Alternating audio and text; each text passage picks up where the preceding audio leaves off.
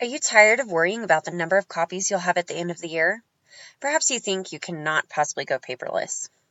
Want to engage your students with technology? It's time to stop fretting and work with the future and stick to those goals.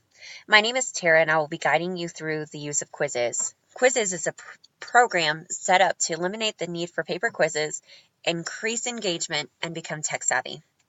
So let's begin so you have an insight of how to create a quiz for your own classroom. To log in, you would need, I encourage you to use a Google account for ease, and it's one less password to remember.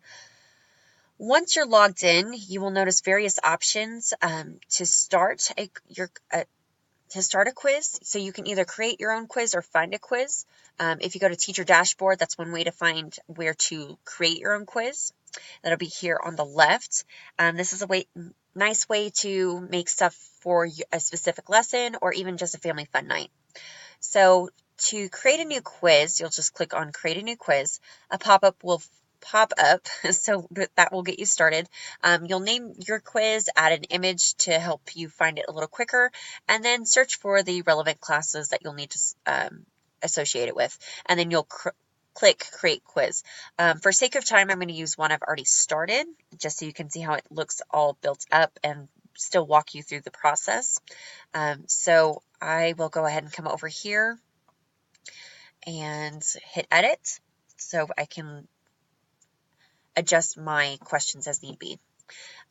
So as my screen loads, I want to point out that anytime you hover over stuff, it lets you know where the function of that button. You can create a new question by this function here and find an existing question to align it to your standards and to ensure that you know that they're aligned. I would recommend using to create a new question. So let's go ahead and come down here, and I've noticed one of these is a little off, so I want to go ahead and edit this one.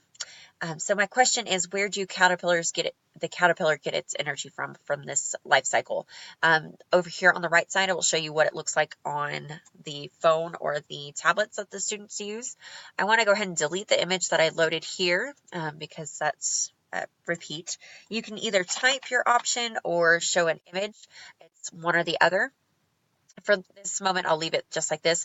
If I wanted to add another question, I can just go ahead and add an answer option, or I can even adjust having multi-select if I want to say both of these are right. So we'll go ahead and leave it as is for now.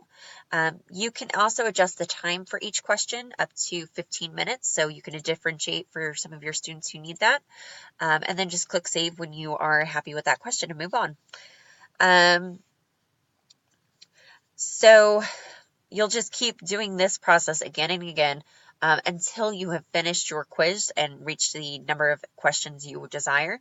You'll click Finish Quiz and go ahead, and I would recommend before assigning this to students, I like to review it quickly to ensure that it's working the way I intend it to. Wrong button. You'll just click on Solo Game. We'll play this on our own just to see how it works for our students. You'll select your settings and click Start Game.